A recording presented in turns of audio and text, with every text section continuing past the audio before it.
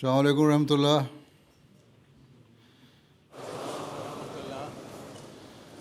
बैठें बैठें।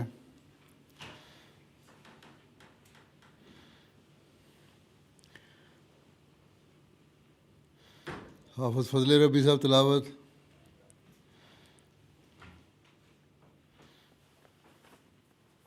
अस्सलामु अलैकुम रहमतुल्लाह।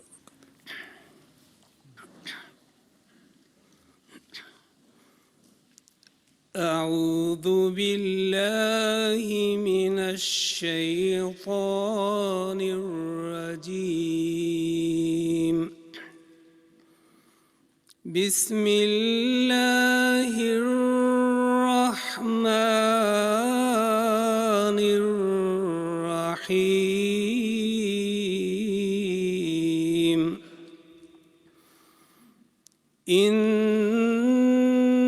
الله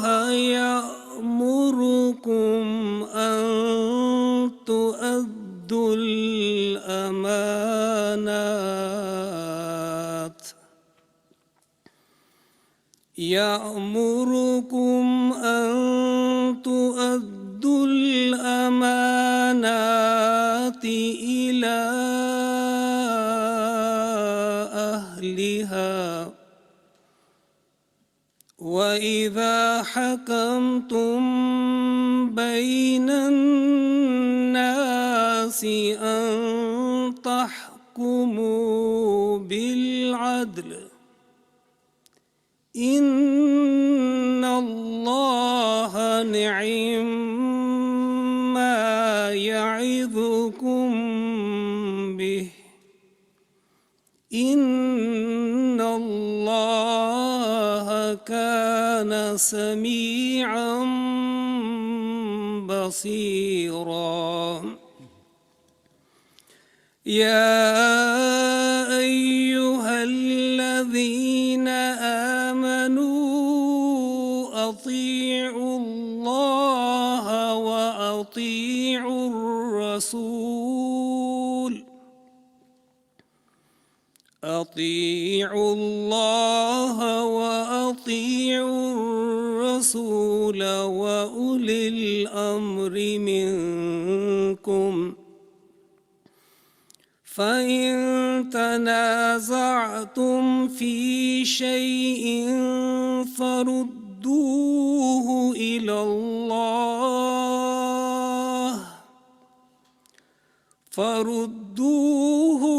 الله والرسول إن كنتم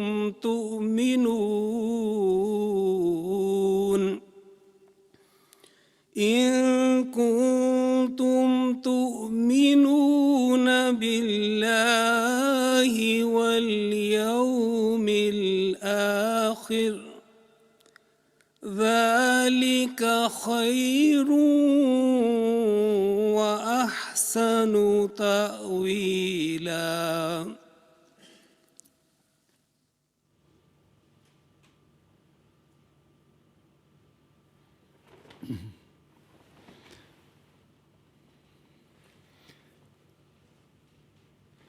Translation Jonathan Butterworth Sahib.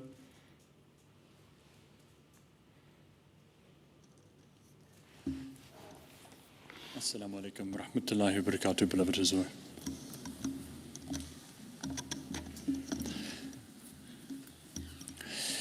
I seek refuge with Allah from Shaitan the rejected, in the name of Allah, the most gracious, ever merciful.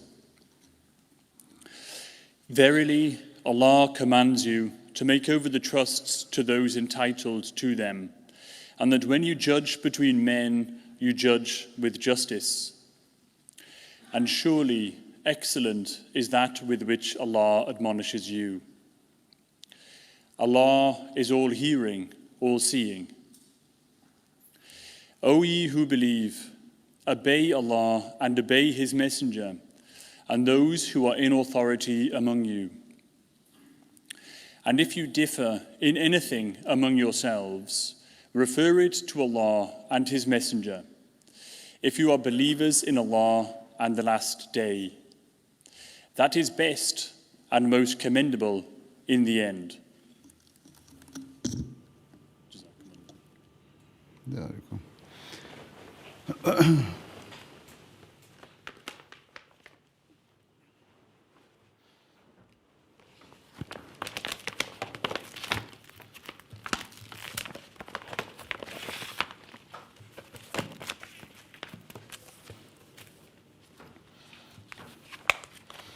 Assalamu alaikum wa rahmatullah.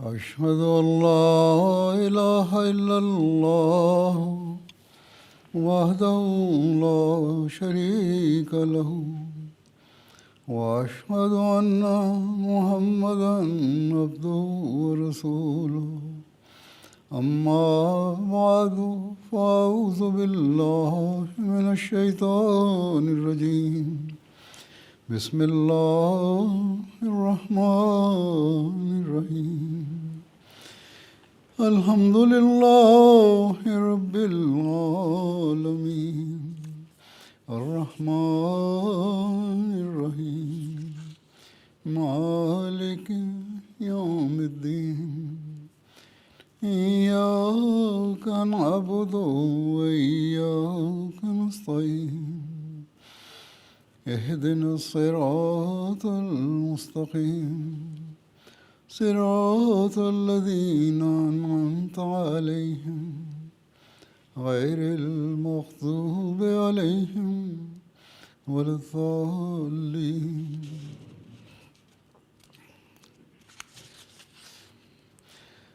With the grace of Allah, this weekend, the UK Jamaat is holding its Majlis-e-Shura. And at the same time, Canada's Jamaat and Belgian Jamaat are also holding their Shura today. And it is my sincere hope that and pray that Allah, the Almighty, enables all of you to fulfill its profound objectives. Furthermore, I pray that at all times the views, opinions, and insights offered by the Shura delegates are anchored in the indispensable principle of justice, integrity, and righteousness. Moreover, as you are aware, this year you are also holding the Jamaat elections. In light of this, my message and instruction to each of you is that you should cast your vote for those individuals whom you genuinely believe most appropriate for the various elected offices. Never let the bonds of personal ties or friendship cloud your judgment or take you away from justice. Indeed, always remember that the basis of our every act or deed should be taqwa. Otherwise, the very purpose for which this Shura has been convened will remain unfulfilled, as will the objectives of being an Ahmadi. When Hazrat Muslim Maud radhiyallahu anhu established the institution of Majlis-e-Shura in our Jamaat, only a few decades had passed since the time of the Prophet Messiah alayhi salam. As a result, many delegates in those early Shuras were not born Ahmadis, but had taken Bayat later in life. Today, as well, with the grace of Allah, there are many Ahmadis around the world who have taken the Bayat in recent times. Indeed, within this assembly of your Majlis-e-Shura are some converts to Ahmadiyya. Thus, upon establishing the institution of Majlis-e-Shura, Hazrat Muslim Maud radiallahu anhu bequeathed to us a profound and comprehensive treasure chest of guidance, wisdom, and instructions through various speeches and discourses. Each underscored the true essence and status of Majlis-e-Shura and the sanctity of its proceedings. These invaluable addresses have been compiled and published by the Jamaat in the form of books. Certainly, all members of Majlis-e-Shura and office bearers should read it so that they may come to understand the immense magnitude and weight of their responsibilities. I think they have not yet been translated into English. Whenever they are translated, they should try to get benefit from it. But those who can read Urdu should read these books. Drawing benefits and insight from his blessed guidance, I shall now present some fundamental principles that ought to resonate within the hearts and minds of every member of the Majlis-e-Shura at all times. Time and again, as Muslim Maud radiallahu anhu stated that the supreme aspiration and foremost priority for every member of the Majlis-e-Shura must be to attain the pleasure of Allah. In reality, only if a person's true objective is to gain Allah's love can they present their views or opinions with absolute integrity, unwavering justice, and free from all forms of self-interest. Fundamental to gaining Allah's love is sacrifice. In this regard, on one occasion, as Muslim Maud said, all of us, to a lesser or greater extent, have sacrificed our relationships, friendships, desires, wishes, opinions, and intentions for the sake of gaining the love of Allah, the Almighty. However, he cautioned that even those who have offered certain sacrifices in pursuit of Allah's love are not immune to negligence or weakness. He warned that if, God forbid, one deviates from the path of Allah, they risk severing their connection to Him altogether. All the while, the world would offer no solace or compassion. Rather, it would view such a person with anger and disdain. From both a spiritual and worldly perspective, such person would be cut adrift.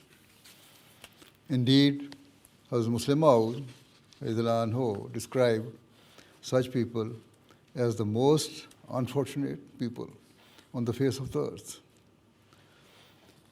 Hence, it is of the utmost importance that in all of our work and actions, we keep the pleasure and the attainment of the love of Allah, the Almighty, at the forefront of our minds. Above all, we must utterly vanquish our ego and quell all our selfish desires. Rest assured that if every Shura member and every office bearer prioritize attaining the love of Allah above all else, then no worldly system, no human organization, and no community on earth shall ever rival that of our Jamaat, inshallah. In this regard, As Muslim once said, to attain God Almighty is not an ordinary thing.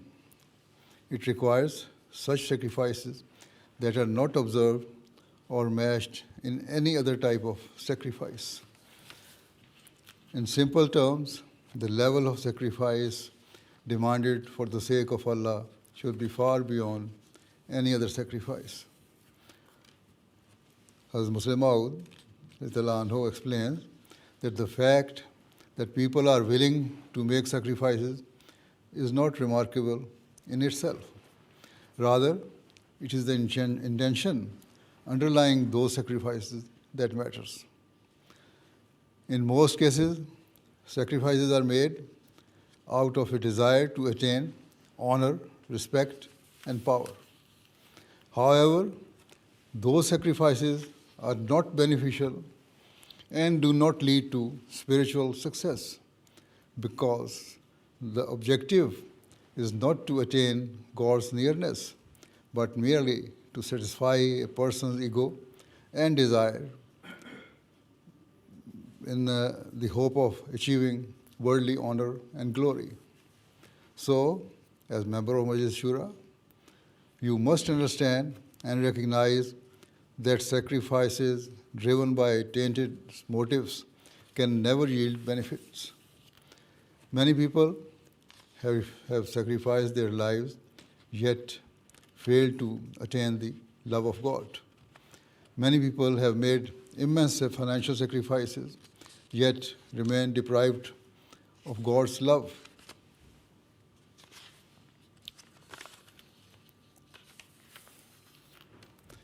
Similarly, many people have sacrificed their honor and respect, yet remain distant from God. Many people have sacrificed their property and wealth, yet remain in the clutches of Satan, rather than being embraced by their Creator. Many people have sacrificed their time, knowledge, and even their nation, yet they remain far from God. The reason is that such sacrifices were not made out of a desire to gain the love of Allah.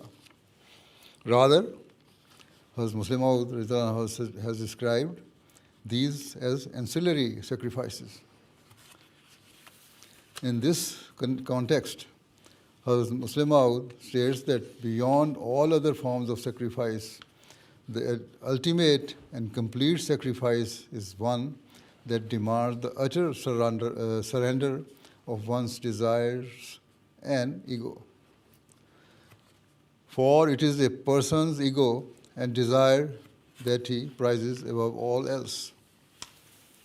Certainly, it is when a person begins to define the world through a lens of I and me, and dares to believe that their success is contingent upon their qualities and a product of their skills and power, that they deviate from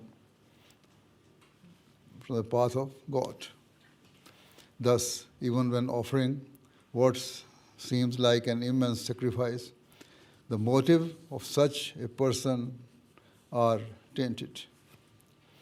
It is the insatiable hunger of their ego that drives them to sacrifice their life, wealth, nation, knowledge, and time.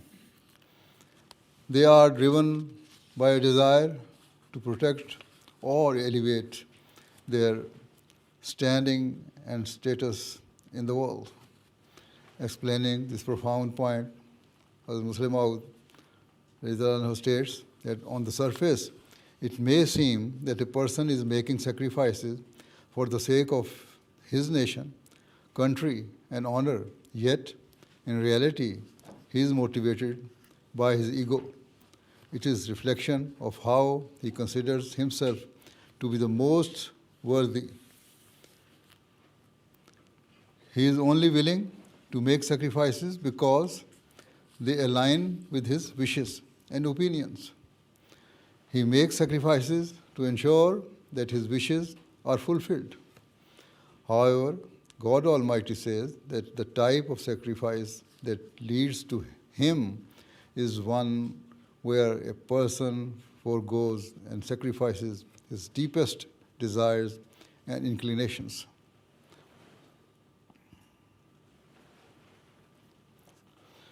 So it is not enough to sacrifice one's wealth, knowledge, time, and even one's life in order to gain the nearness of God. Rather, God Almighty desires that a person sacrifices his ego and forgoes all forms of self-importance. Therefore, as you partake in the Majlis-e-Shura and as office bearers throughout the year, you should reflect upon these words and search deep within your souls.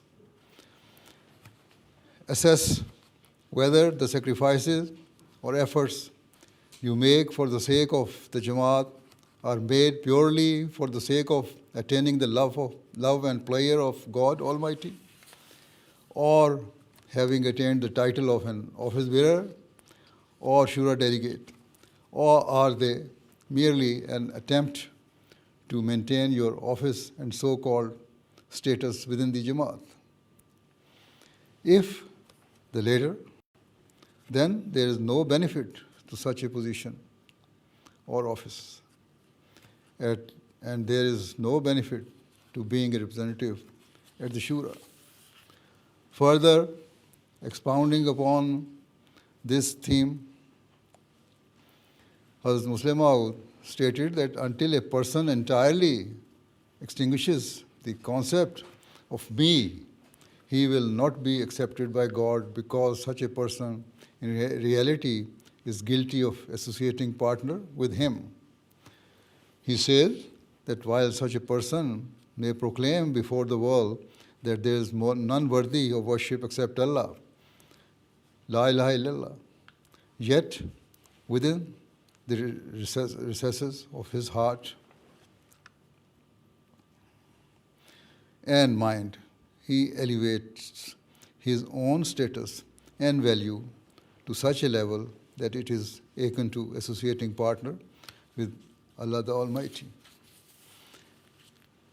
He states that a person may say that there is none worthy of worship except Allah, yet if he considers himself to be worthy, it means that his claims of fidelity to God are just empty words.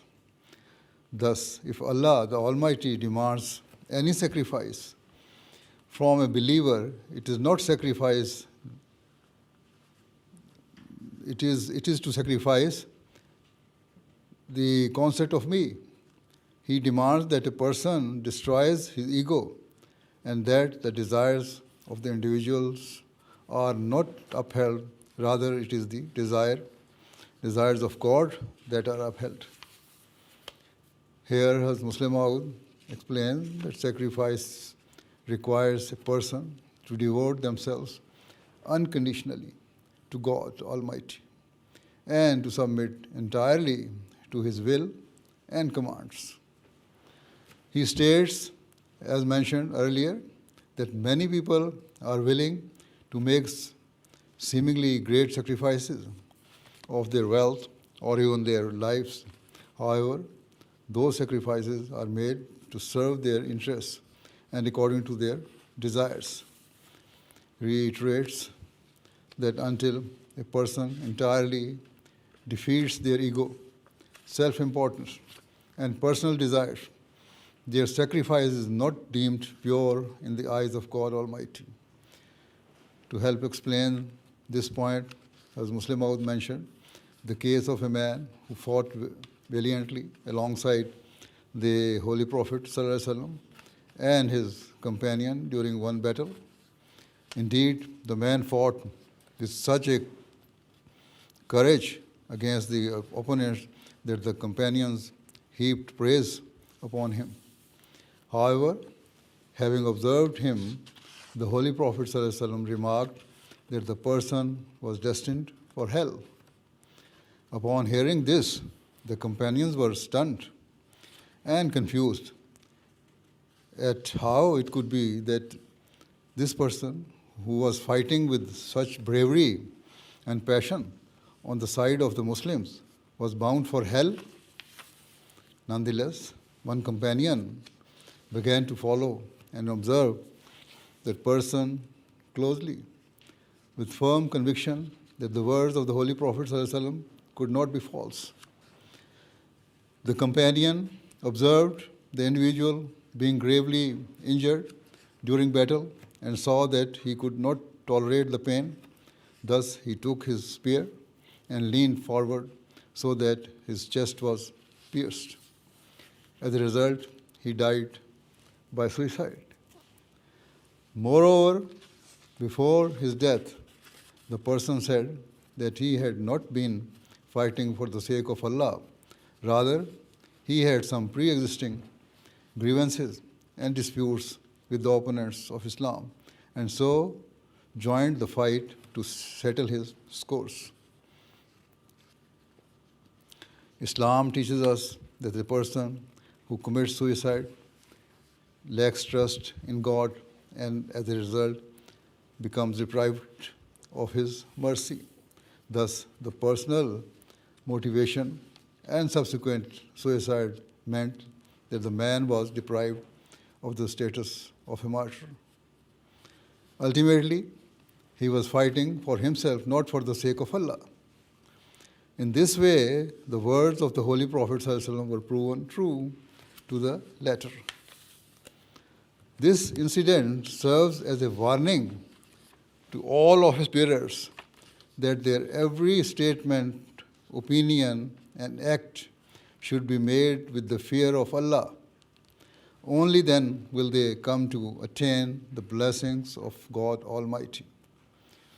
Otherwise, if their efforts are clouded by desire for fame or fortune or to satisfy their ego, they shall be deprived of Allah's rewards.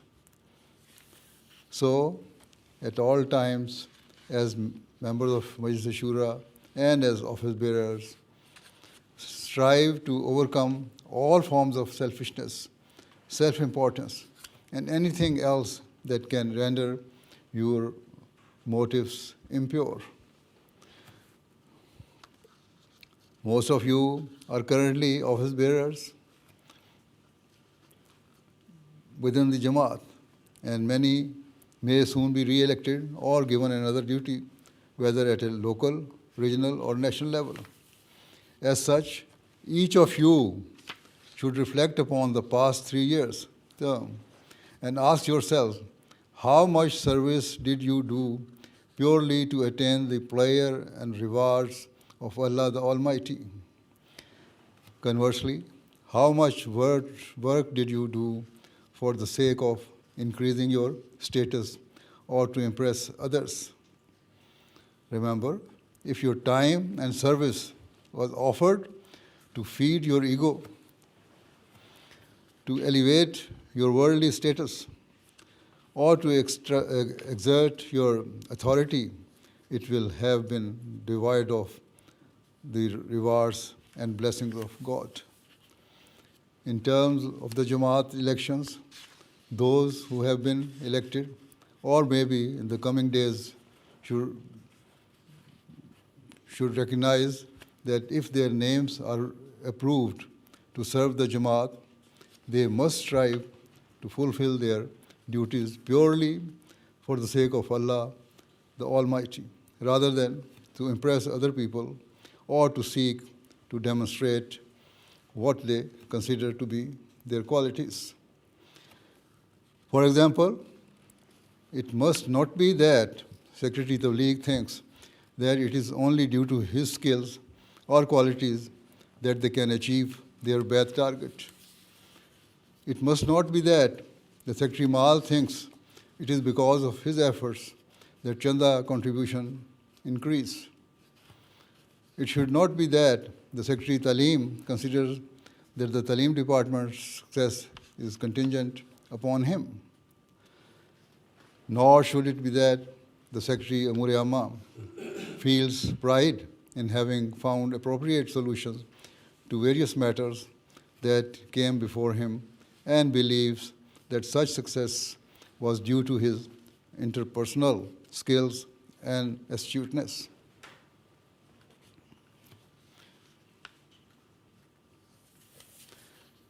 It should not be that the Secretary of Tarbiyat claims that his efforts or wisdom are behind a positive change in the moral and spiritual development of the Jamaat members. Here, I have mentioned just a few departments, but this principle applies across all departments and offices.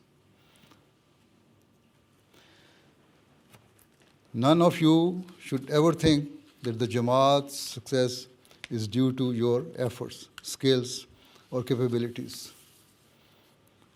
To the contrary, if you genuinely believe in your heart that whatever has been achieved was due to you only to the blessings of Allah, and that without His help you are nothing, you will see how the blessings of Allah rain down upon you and how He will reward whatever sacrifices have been made for His sake. It will yield magnificent and fragrant fruits and will symbolize and demonstrate the continued progress and success of our Jamaat. And it shall be the means of elevating your status in the eyes of Allah the Almighty. Otherwise, if you let your ego take root, instead of progression and prosperity, you will encounter harm and destruction. So every Jamaat office bearer must recognize their objectives, which are and always will be the same objectives with which Allah the Almighty sent the Prophet Messiah Islam. And those were to bring mankind closer to his Creator, to establish the oneness of God Almighty, and to fulfill the needs of mankind.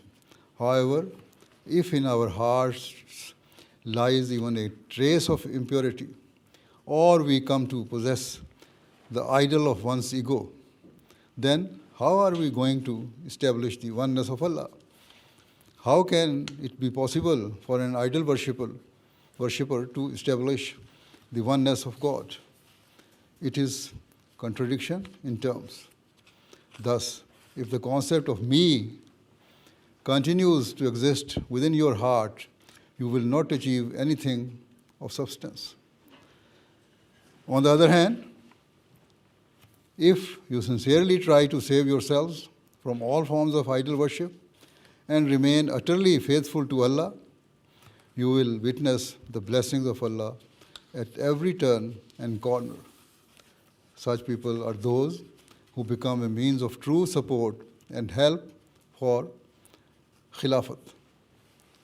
As office bearer, you must pledge that you will consider whatever duties, service, or work assigned to you, whether you are serving as the secretary, naib, or in any other capacity, as a great trust.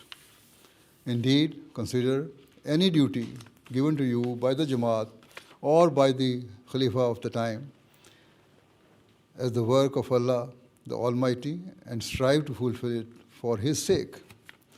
When you develop such a mindset, it will prove to be the means of your success and salvation. Thus, as Muslim Maud states, I say earnestly to all friends that they should forever keep in mind and understand that true success can never be achieved until one extinguishes all traces of self-importance. In terms of your duties, both as Shura delegates and office bearers, it is incumbent that you fulfill the basic demands and requirements associated with your respective departments. If you strive in this way, the spiritual and moral level within the Jamaat will be elevated. Our tabligh efforts will increase, and the financial needs of the Jamaat will always be met. At the same time, just fulfilling your basic duties is not nearly enough. Rather, for the sake of attaining Allah's reward, you should make every possible effort and sacrifice. When one works in this manner, they will come to experience extraordinary and unparalleled blessings.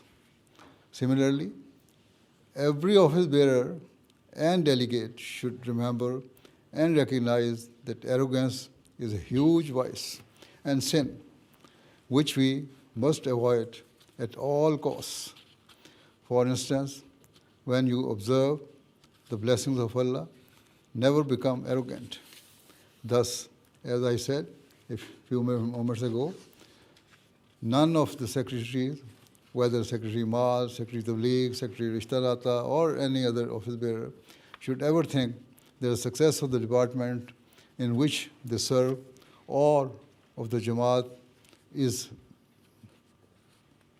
down to them.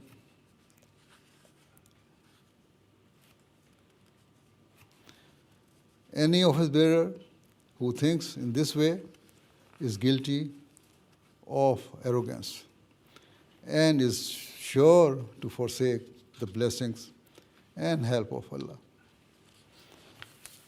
In terms of the importance of humility, Hazrat Muslim states that the true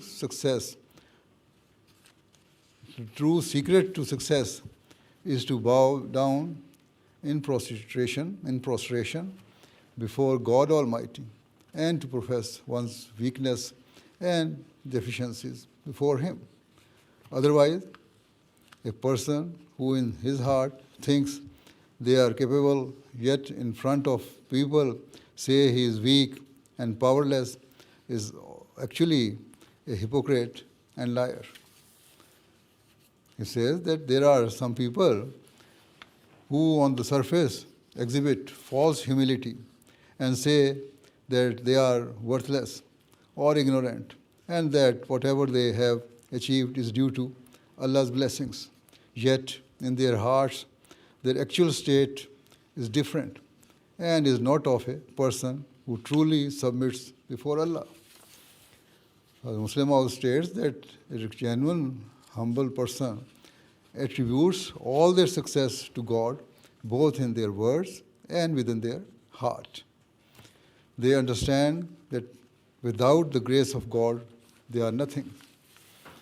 They have the clarity of thought to recognize that their intelligence or capabilities are minimal and of no real value until and unless they are connected with their Creator and blessed by Him. Only if you reach this state and mindset will you be able to act upon and implement those recommendations made at this Shura if and when they are approved by Khalifatul Masih.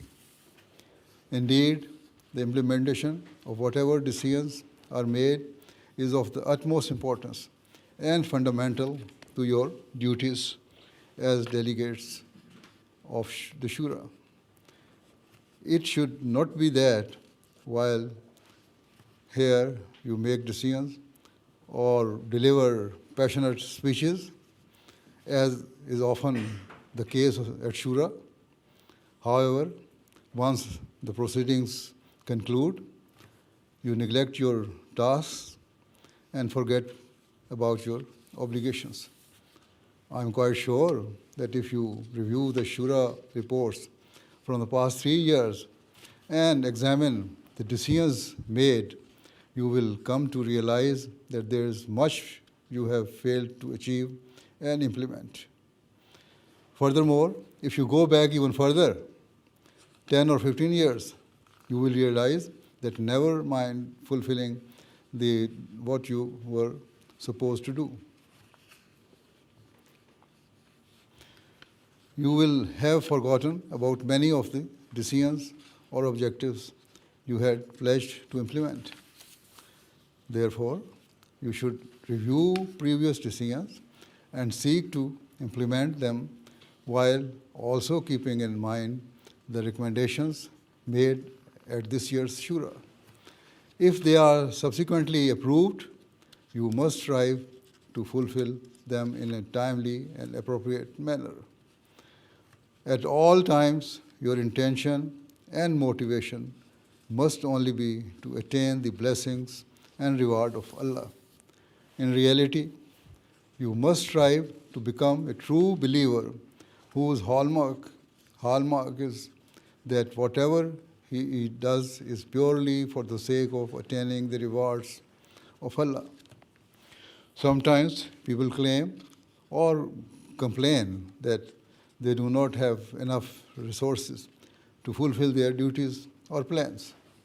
However, such an attitude reflects a lack of trust in Allah and is a weak excuse. Remember, you must aim high because be determined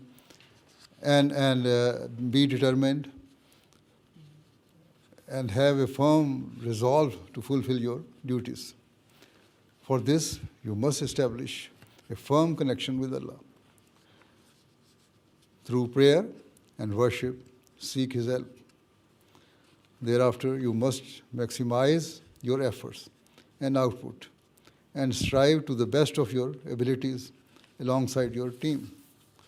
If you follow these steps, every office bearer has the potential to bring about a significant positive change within their respective department and or field of work.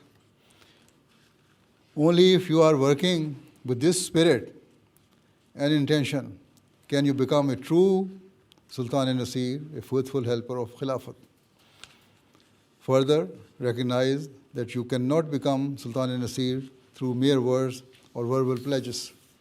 Rather, it requires you to establish a firm connection with Allah, to relinquish your ego, and to work relentlessly, devotedly, and with great dedication, purely for the sake of Allah.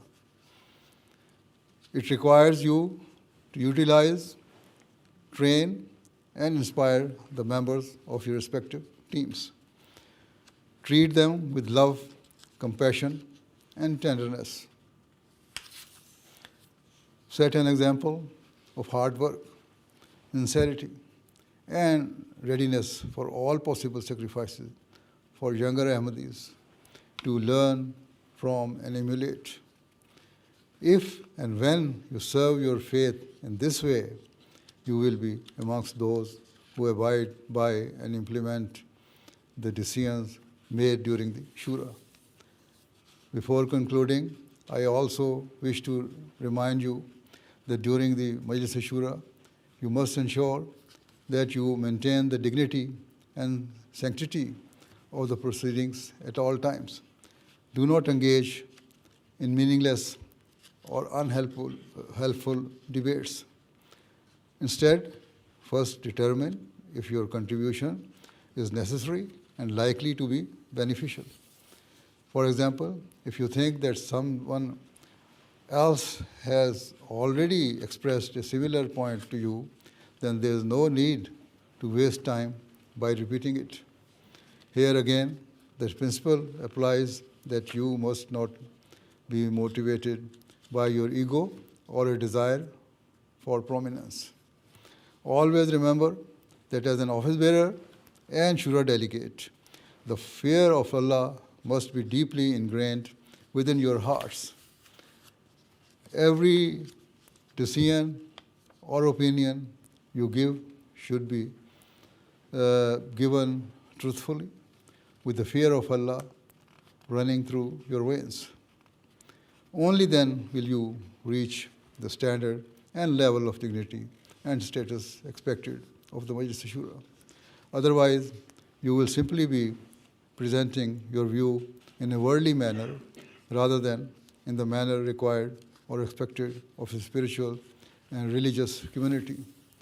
Regarding this point, as Muslima would say, that I instruct those friends who have come to participate in the Majlis-e-Shura that they must establish the fear of Allah within themselves. Mere eloquence and oratory cannot prove of benefit here or in the next world. The one thing that can give us victory in this world and success in the hereafter, it is that we proclaim Rabbun Allah, that we say our Lord is Allah. And this, if this is not present, and if the words Rabbana innana samayna munadiyan yunadi lil imane an aminu bi rabbikum fa amanna, that our Lord will have heard it, we have heard it, our Lord, we have heard a crier calling us unto faith. Believe ye in your Lord. And we have believed is not present then.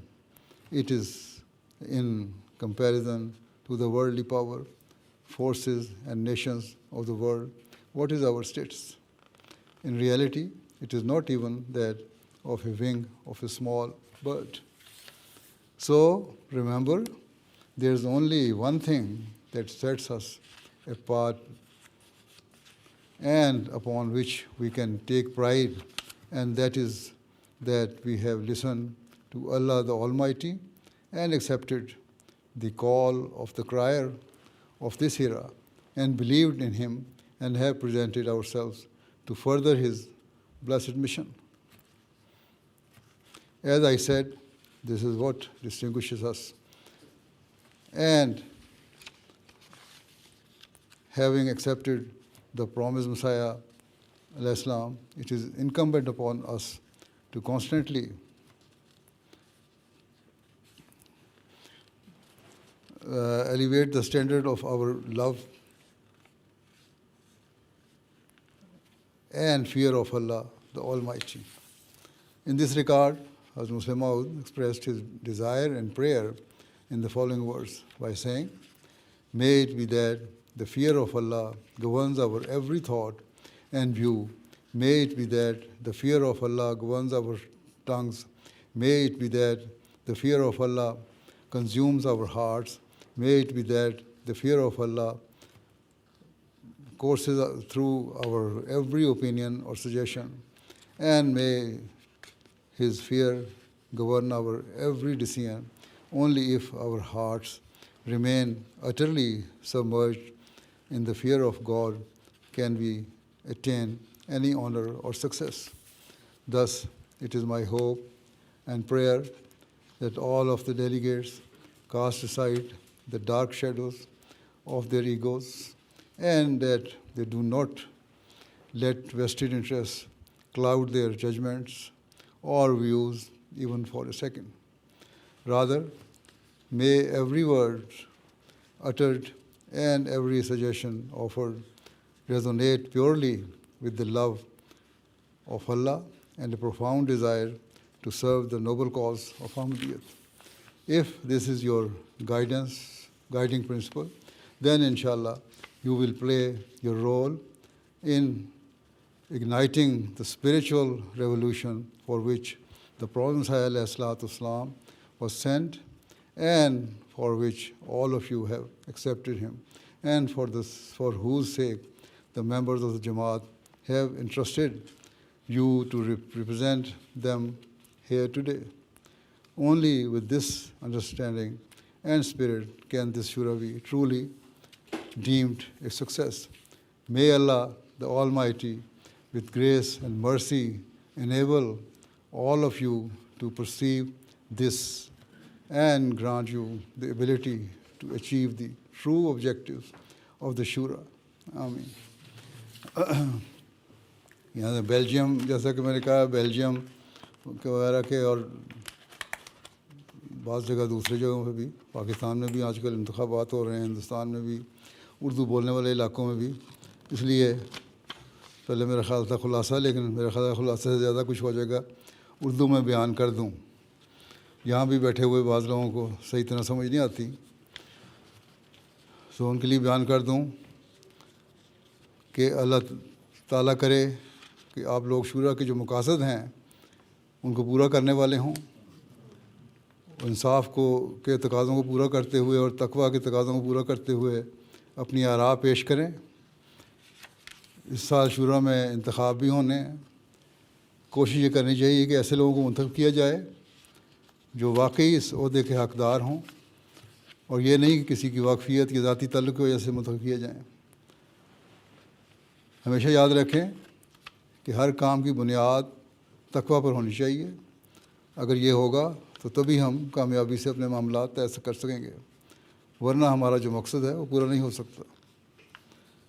حضرت مسلم موعود نے شورا کو قائم فرمایا، اپنے نصائح فرمائے مختلف وقتوں میں، اور اس کا مجموعہ بھی شائع ہو چکا ہے۔ ان کو بھی پڑھنا چاہیے جن کو اردو پڑھنی آتی ہے، جیسا کہ میں نے پہلے بھی کہا۔ اس وقت اسی کو سامنے رکھتے ہوئے بعض باتیں میں پیش کروں گا۔ شورا کے ممبران کے لیے جو مقصد ہے وہ یہ ہے کہ رضائے الہی، اللہ تعالیٰ کی رضا۔ اگر یہ مقصد سامنے رکھیں گے تو پھر ہی ہم لوگ کامیاب ہو سکتے ہیں، اور پھر ہی ہم ایمانداری سے اور انصاف سے اپنی آراء پیش کر سکتے ہیں۔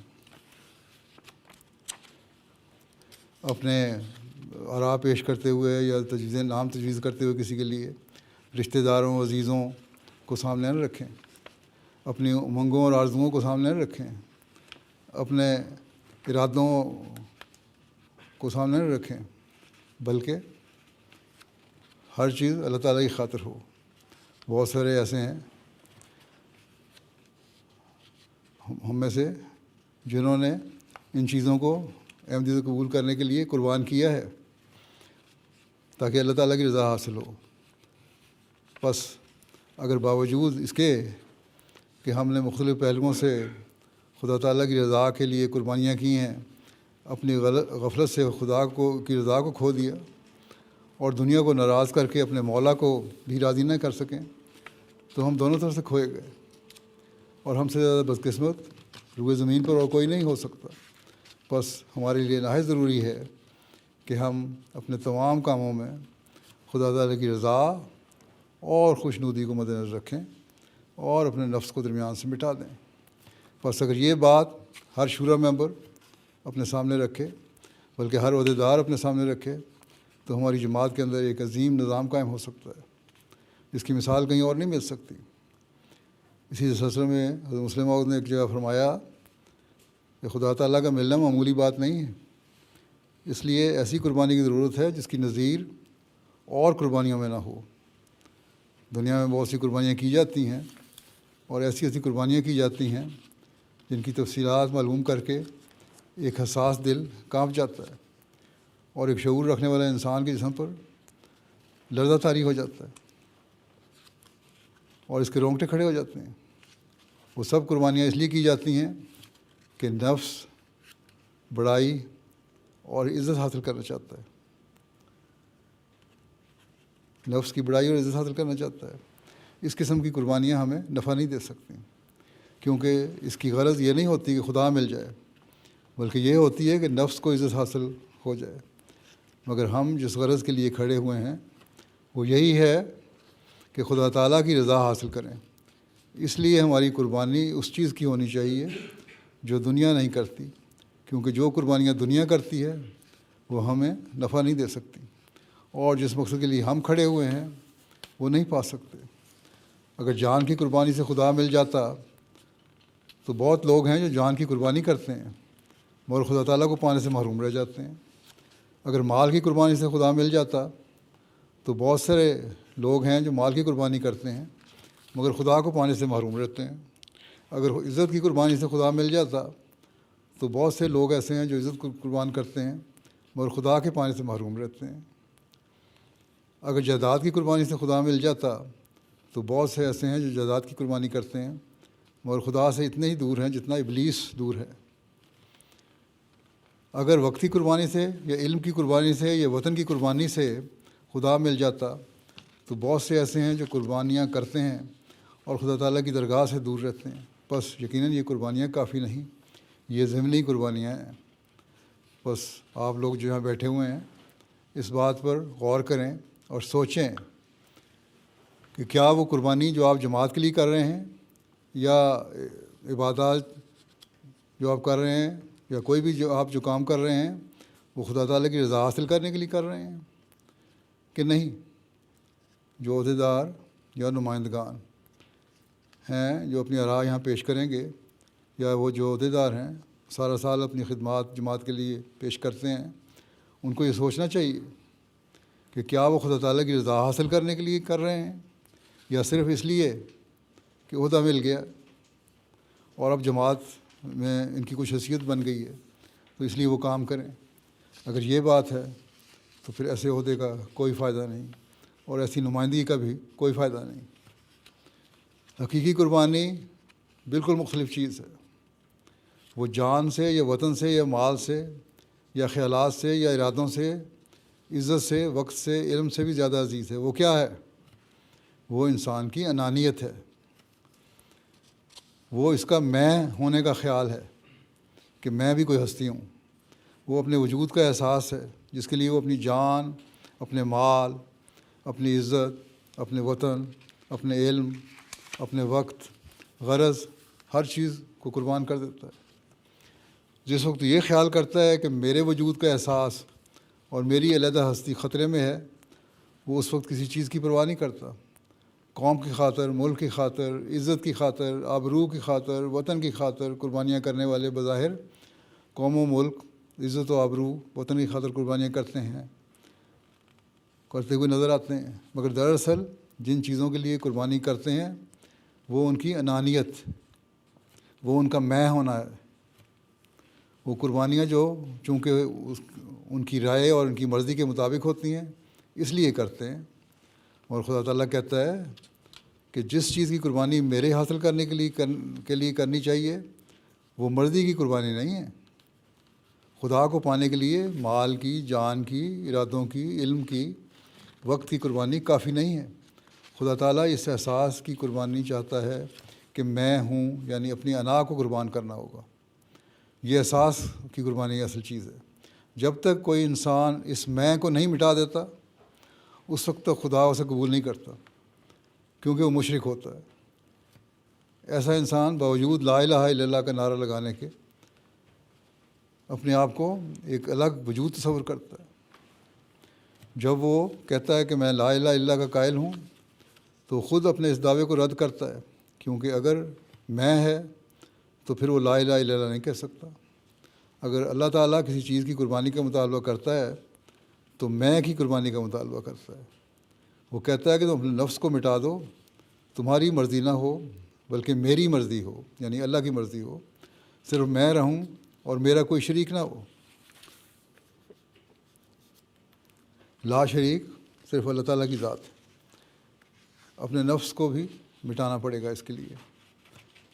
آپ نے ایک مثال بھی دی کہ ایک جنگ کے موقع پر ایک شخص تھا جو حضرت صلی اللہ علیہ وسلم کے زمانے میں آپ کے ساتھ جنگ کر رہا تھا، اور وہ ایسے ایسے حملے کرتا تھا کہ دشمن پر کہ لوگ واہ واہ کر جاتے تھے، لیکن حضرت صلی اللہ علیہ وسلم نے اس کو دیکھ کر فرمایا کہ یہ دوزخی ہے، حالانکہ وہ اسلام کی طرف سے لڑ رہا تھا،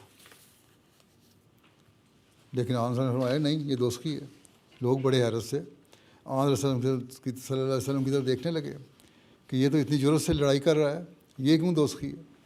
بہرحال حضرت صلی اللہ علیہ وسلم کی بات سن کر ایک صحابی نے سوچا کہ آن صلی اللہ علیہ وسلم کی بات غلط نہیں ہو سکتی، اس میں ضرور کوئی راز کی بات ہے جو ہمیں سمجھ نہیں آ رہی۔ اس نے اس شخص کا پیچھا کرنا شروع کر دیا کہ دیکھوں یہ کیا کرتا ہے۔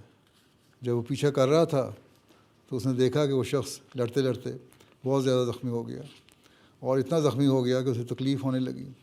اس تکلیف کو برداشت نہیں کر سکا، اس لیے اپنا نیزہ گاڑا اور اپنے آپ کو اس پر گرایا اور اس طرح خودکشی کر لی اور مر گیا۔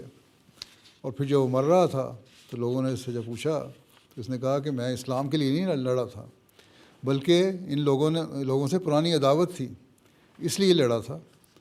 اسلام میں کیونکہ خودکشی کرنے والا خدا پر بزنی کرتا ہے، اس لیے خدا تعالیٰ کی رحمت سے محروم رہتا ہے۔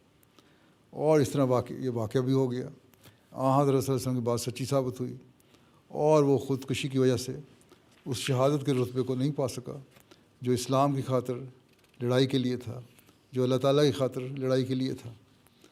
بس یہی ایک سبق ہے جو ہر عہدیدار کو اور ہر نمائندے کو لینا چاہیے کہ میری رائے اور میرا کام صرف اللہ تعالیٰ کے لیے ہونا چاہیے, اور جب یہ ہوگا تب ہی میں صحیح رنگ میں اللہ تعالیٰ کے فضلوں کو حاصل کرنے والا بنوں گا, تب ہی میرے کاموں میں برکت ملے گی. اگر دکھاوے کا کام ہے یا اپنی انانیت کو تسکین پہنچانے کے لیے کام ہو رہا ہے تو پھر اس کا ثواب نہیں ملتا. ثواب اسی وقت ملتا ہے جب انسان اپنے نفس کو مٹائے اور ہر کام خدا تعالیٰ کی خاطر کرے. بس جو عہدیدار ہیں ان کو چاہیے کہ اس بات کو یاد رکھیں اور اپنے نفس کو مٹانے کی کوشش کریں. بہت سارے ایسے ہیں جو اس وقت عہدیدار ہیں, دوبارہ بھی اپنی جماعتوں میں عہدیدار منتخب ہو جائیں گے. ان میں سے بعض مرکزی سطح پر جہاں بھی ہیں جو عہدیدار منتخب ہوں گے, ان میں سے بہت سارے عہدیدار ہیں, بعض دوبارہ منتخب ہوں گے. سوچیں کہ گزشتہ سالوں میں جو 3 سال گزرے ہیں آپ نے خدا تعالیٰ کے لیے, خدا تعالیٰ کی رضا حاصل کرنے کے لیے کتنے کام کیے تھے, اور اپنی میں کی تسکین کے لیے کتنے کام کیے تھے. اگر اپنی انا کی اور میں کی تسکین کے لیے کام کیے تھے تو ان کا کوئی ثواب نہیں اور اس میں برکت بھی نہیں پڑتی. بس اس سال جیسا کہ میں نے کہا عہدیداروں کے انتخاب کا بھی سال ہے. جو نئے منتخب ہوں گے یا ہوئے ہیں یا ہو رہے ہیں, ان سب کو یاد رکھنا چاہیے کہ اگر آپ کی منظوریاں ہو جاتی ہیں تو پھر آپ نے اللہ تعالیٰ کی رضا حاصل کرنے کے لیے کام کرنا ہے, نہ کہ لوگوں کو دکھانے کے لیے یا یہ بتانے کے لیے کہ دیکھو میرے اندر یہ قابلیت تھی تو میں نے تبلیغ کا کام کر دیا, میرے اندر یہ قابلیت تھی تو میں نے مال کا کام کر دیا, اتنے لوگوں سے اتنا چندہ وصول کر لیا, میرے اندر یہ قابلیت تھی تو میں نے امور عامہ کے شعبے میں اتنے مسائل کو حل کر دیا, میرے اندر یہ قابلیت تھی تو میں نے تربیت کا ایسا ماحول پیدا کر دیا کہ لوگوں کی اصلاح ہو جائے. اگر یہ بات ہے تو اس کا کوئی فائدہ نہیں. اگر یہ خیال ہو کہ میں نے جو کچھ کیا اللہ تعالیٰ کے فضل سے کیا اور اللہ تعالیٰ کی رضا حاصل کرنے کے لیے کیا اور اس کے فضلوں کے بغیر کچھ بھی ممکن نہیں تھا, اور حقیقت میں دل سے یہ آواز نکل رہی ہو, تبھی یہ قربانی اور یہ کام ہے جس میں اللہ تعالیٰ برکت عطا فرماتا ہے.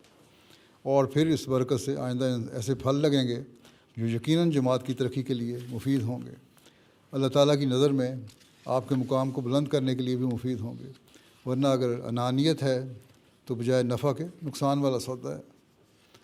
بس ہر شعبے کا جو آدمی ہے اس کو یاد رکھنا چاہیے کہ ہمارا اصل مقصد, جیسا کہ حضرت مسیح علیہ السلام نے فرمایا ہے کہ آپ کی بعثت کا مقصد بندوں کو خدا تعالیٰ کے قریب لانا اور خدا تعالیٰ کی توحید کو قائم کرنا ہے. لیکن ہمارے دل میں انانیت ہے اور میں کا بت موجود ہے تو پھر ہم نے خدا تعالیٰ کی توحید کیا قائم کرنی ہے؟ کیا کوئی مندر کا پجاری توحید قائم کر سکتا ہے؟ اگر ہمارے نفسوں میں باقی ہے تو ہم بھی کچھ نہیں کر سکیں گے. بس جب تک ہمارے دل کے اندر مندر میں کا بت یا انانیت کا بت ہے ہم خدا تعالیٰ کی توحید قائم نہیں کر سکتے. انا کو توڑ کر کام کریں گے تو پھر دیکھیں کیسی برکت پڑتی ہے, اور جماعت میں وہ برکت کے نظارے پھر نظر بھی آئیں گے. اور یہی وہ لوگ ہیں جو پھر خلافت کے لیے بھی دست و بازو بنتے ہیں اور خلافت کے مددگار بھی بنتے ہیں. عہد کریں کہ ہم اپنی زندگی میں جو بھی خدمت ہمارے سپرد کی جائے گی, جو بھی کام سپرد کیے جائیں گے, چاہے وہ عہدیدار کی حیثیت سے یا نائب عہدیدار کی حیثیت سے یا کسی بھی حیثیت سے, اس کو چلانے کے لیے ہر طرح تیار ہے. ہمارے پاس ہمارے سپرد جو خدا تعالیٰ نے کیا ہے یا جماعت کی طرف سے یا خلیفہ وقت کی طرف سے جو کام بھی سپرد کیا جائے گا, اس کو یہی سمجھنا ہے کہ یہ خدا تعالیٰ کا کام ہے اور خدا تعالیٰ کی خاطر ہم نے کرنا ہے. بس جب یہ سوچ رکھیں گے تو پھر ہماری کامیابی ہے. اور یہ عہد کریں کہ میں اس طرح خدا تعالیٰ کی رضا حاصل کرنے کے لیے ہر قربانی کے لیے تیار ہوں, نہ کہ اپنی انانیت کو قائم کرنے کے لیے. حضرت مسلم موعود نے نصیحت کرتے ہوئے فرمایا کہ میں دوستوں کو نصیحت کرتا ہوں کہ کہ ان امور کو مد نظر رکھتے ہوئے کام کریں اور خوب اچھی طرح سمجھ لیں کہ اپنے آپ کو مٹانے کے بغیر کامیابی حاصل نہیں ہو سکتی۔ پہلے تو ضروری ہے کہ جتنا عام مطالبہ کیا جاتا ہے اسے پورا کریں، یا جو بھی قواعد کی روح سے، بلکہ اس سے بڑھ کر بھی ہمیں کام کرنا پڑے گا اور ہمیں اللہ تعالیٰ کی رضا حاصل کرنے کے لیے قربانی کرنی پڑے گی، ہم کریں گے۔ اور جب اس طرح کام ہوگا تو پھر ایک غیر معمولی برکت ہمارے کاموں میں پڑے گی جس کی کوئی مثال نہیں ہوتی۔ اسی طرح عہدے داروں کو بھی اور یہاں سب مشورہ دینے والوں کو بھی ایک بات یہ بھی یاد رکھنی چاہیے کہ تکبر اور خودی بہت بڑی برائی ہے، اس سے بچنے کی ہمیں کوشش کرنی چاہیے، اور اللہ تعالیٰ کے فضلوں اور نعمتیں جو ہم پر ہیں ان کو دیکھ کر ہمیں تکبر نہیں آنا چاہیے۔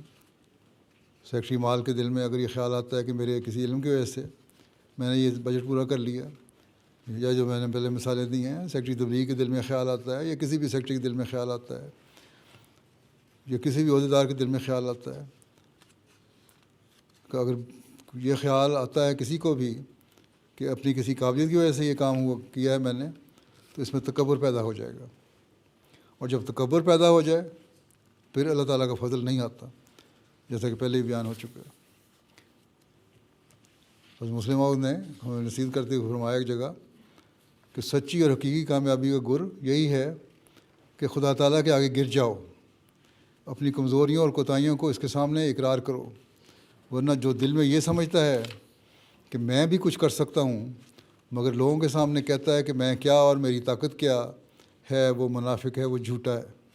بعض لوگ ایسے ہیں جو بظاہر تو یہی کہتے ہیں کہ میری حیثیت کیا ہے، بس اللہ کا فضل ہے، میں نے یہ کام کیا بس ہو گیا، لیکن ان کے دل میں وہ مقام نہیں جو ایک اللہ تعالیٰ کے آگے جھکنے والے کا ہونا چاہیے۔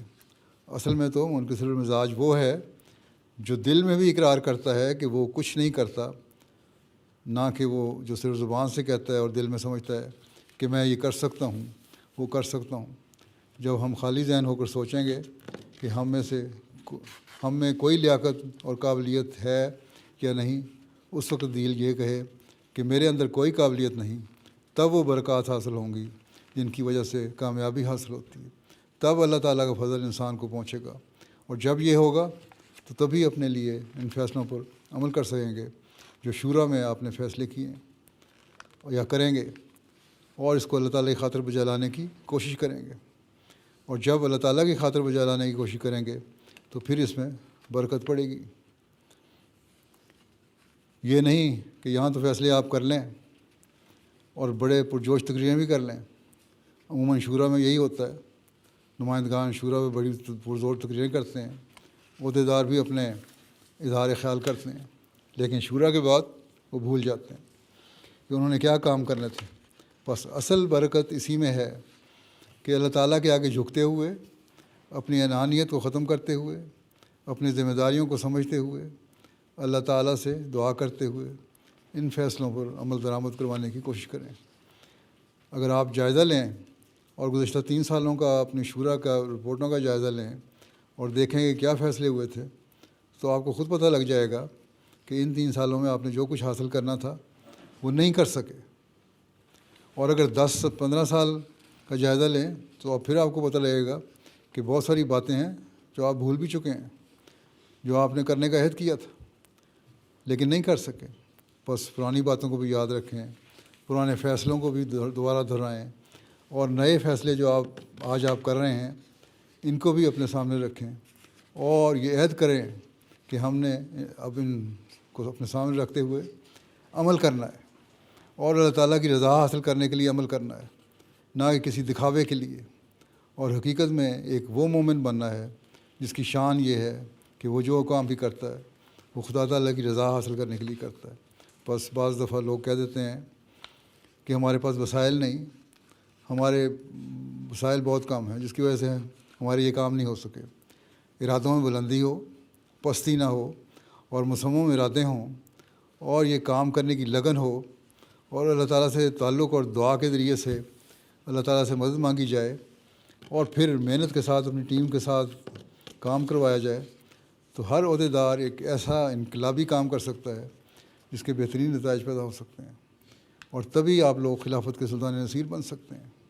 بس ان باتوں کو یاد رکھیں کہ صرف زبانی دعووں سے سلطان نصیر نہیں بنا جاتا، بلکہ اس کے لیے آپ کو خدا تعالیٰ سے تعلق بھی پیدا کرنا پڑے گا، اور اپنی انانیت کو مٹاتے ہوئے خالص طور پر اللہ تعالیٰ کی رضا کی خاطر کام کرنا ہوگا، اور اس کے لیے پوری محنت اور لگن سے کام لینا ہوگا۔ اپنے ساتھیوں کو ساتھ لے کر چلنا پڑے گا تاکہ ایک پوری ٹیم جو ہے وہ اس کام میں ملوث ہو جائے، اور پھر اس کے بہترین نتائج پیدا ہوں گے۔ اور جب یہ ہوگا تبھی آپ مشاورت کے فیصلوں پر صحیح طرح عمل کرنے والے بھی ہو سکیں گے۔ ہمیشہ یاد رکھیں کہ مشاورت کے دوران اپنے مشاورت کے وقار کو قائم رکھنا ہے۔ یہاں بھی صرف بحث برائے بحث نہ کریں، بلکہ یہ دیکھیں کہ اس کی ضرورت بھی ہے کہ نہیں۔ اگر ضرورت ہو تو اپنی رائے دیں، اور اگر 19-20 کے فرق سے آپ کی رائے پہلے بیان ہو چکی ہے تو اس کو دہرانے کی ضرورت نہیں ہے۔ یہاں بھی وہی بات آ جاتی ہے کہ آپ نے اپنی انانیت کو مارنا ہے۔ بس ایک عہدیدار کو، ایک شورا کے ممبر کو ہمیشہ یاد رکھنا چاہیے کہ خدا تعالیٰ کی خشیت اس کے دل میں ہو، اور اس کے ماتحت اس نے فیصلے کرنے ہیں، اور جب یہ ہوگا تو تبھی آپ اس مقام تک پہنچ سکیں گے جو اس مجلس کا ایک تقدس اور مقام ہے۔ ورنہ یہاں شورا میں بیٹھ کر آپ ایک دنیاوی نمائندے کی حیثیت سے اپنے کام سر انجام دے رہے ہوں گے، نہ کہ ایک روحانی اور دینی جماعت کے نمائندے کی حیثیت سے۔ اس لیے حضرت مسلم موعود نے فرمایا تھا کہ میں ان دوستوں کو جو مجلس-e-شورا میں شمولیت کے لیے آئے ہیں نصیحت کرتا ہوں کہ اپنے اندر خشیت اللہ پیدا کریں۔ لسانی اور لفاظی نہ یہاں کام آ سکتی ہے نہ اگلے جہان میں۔ جو چیز ہمیں دنیا میں فوقیت دے سکتی ہے اور آخرت میں سرخرو کر سکتی ہے وہ یہی ہے کہ ربنا اللہ، یعنی ہم کہیں کہ ہمارا رب اللہ ہے۔ اگر یہ چیز ہمیں موجود نہ ہو، اگر ربنا اننا سمعنا منادیا ینادی للایمان ان آمنوا بربکم فآمنا والی بات ہم میں موجود نہ ہو تو غور کر لو دنیا کی دوسری طاقتوں اور قوتوں اور قوموں کے مقابلے میں ہماری ہستی کیا ہے۔ دنیا کے مقابلے میں ایک پرندے کے پر کے برابر بھی ہماری ہستی نہیں۔ لیکن یہ جو آیت ہم نے پڑھی ہے کہ اے ہمارے رب، ہم نے یقیناً ایک ایسے پکارنے والے کی آواز جو ایمان دینے کے لیے بلاتا ہے اور کہتا ہے کہ اپنے رب پر ایمان لاؤ، سنی ہے، بس ہم ایمان لے آئے ہیں۔ اس کو غور کرو کہ دنیا کی طاقتوں کے مقابلے میں ہماری ہستی کیا ہے، تو تبھی ہم کامیاب ہو سکتے ہیں کہ اپنا ایمان کو اللہ تعالیٰ کی طرف منسوب کریں، اپنے کاموں کو اللہ تعالیٰ کی طرف منسوب کریں۔ یہی اور صرف یہی چیز ہے جس پر ہم فخر کر سکتے ہیں کہ ہم نے مانا، ہم نے اللہ تعالیٰ کی بات کو سنا اور منادی کرنے والے کی آواز کو سنا اور اس پر ایمان لائے، اور اس کے کام کو آگے بڑھانے کے لیے ہم نے اپنے آپ کو پیش کر کیا۔ اگر یہ چیز ہے تو پھر ہم اس پر فخر کر سکتے ہیں، اور یہی چیز ہمارے دلوں پر غالب آنی چاہیے۔ ہمارے غور پر خدا تعالیٰ کی خشیت حاکم ہو، ہمارے فکر پر خدا تعالیٰ کا خوف حاکم ہو، ہماری زبان پر خدا تعالیٰ کا خوف حاکم ہو، ہمارے دل پر خدا تعالیٰ کا خوف حاکم ہو، ہمارے مشوروں میں خدا تعالیٰ کا خوف غالب ہو، ہمارے فیصلوں پر خدا تعالیٰ کا خوف غالب ہو۔ وہی چیز جس کی وجہ سے ہم دنیا میں عزت کی نگاہ سے دیکھے جاتے ہیں، اس کی قدر یہی چیز ہے جس کی وجہ سے ہم دنیا میں عزت کی نگاہ سے دیکھے جاتے ہیں۔ اسی کی قدر و منزلت ہمارے دلوں پر غالب ہو۔ بس جب یہ ہوگا تو تبھی ہم کامیاب ہوں گے، اور امید ہے کہ جو نمائندگان جو یہاں بیٹھے ہوئے ہیں اپنے مشوروں میں کسی قسم کی نفسانیت کو دخل انداز نہیں ہونے دیں گے اور خالصتاً للہ کام کریں گے۔ جب یہ ہوگا تو انشاءاللہ تعالیٰ آپ لوگ وہ انقلاب پیدا کر سکتے ہیں جس کے پیدا کرنے کے لیے آپ لوگوں نے حضرت مسیح موعود علیہ الصلوۃ والسلام کو مانا تھا، اور جس کے پیدا کرنے کے لیے آپ لوگوں کو جماعت کے افراد نے نمائندہ بنا کر شورا میں بھیجا ہے۔ بس عہدیداروں کو بھی، نمائندگان شورا کو بھی یاد رکھنا چاہیے کہ خدا تعالیٰ کی خشیت پیدا کریں دل میں، اور جب یہ پیدا ہو جائے گی تو پھر انشاءاللہ ایک انقلاب عظیم ہوگا جو اللہ تعالیٰ جماعت احمدیہ کے ذریعے سے پیدا کرے گا اور جسے دنیا دیکھے گی۔ اگر یہ بات آپ کی سمجھ آ جائے اور اس کو آپ سمجھ لیں اچھی طرح، تو آپ نے ایک، اور اس شورا میں اس بات کا خیال رکھیں تو پھر آپ نے ایک کامیاب شورا منعقد کر لی ہے۔ اللہ تعالیٰ کرے کہ اس کو سمجھنے والے بھی آپ ہوں اور اس مقصد کو حاصل کرنے والے بھی ہوں۔ آمین۔ اب دعا کر لیں۔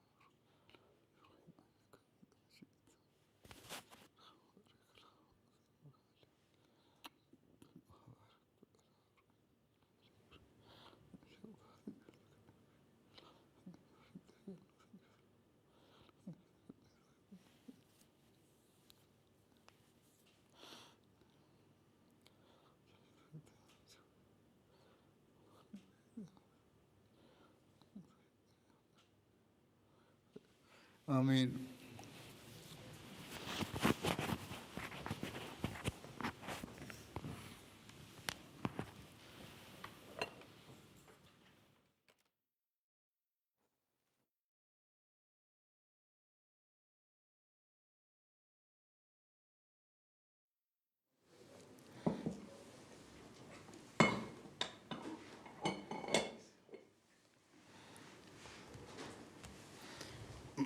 Assalamu alaikum.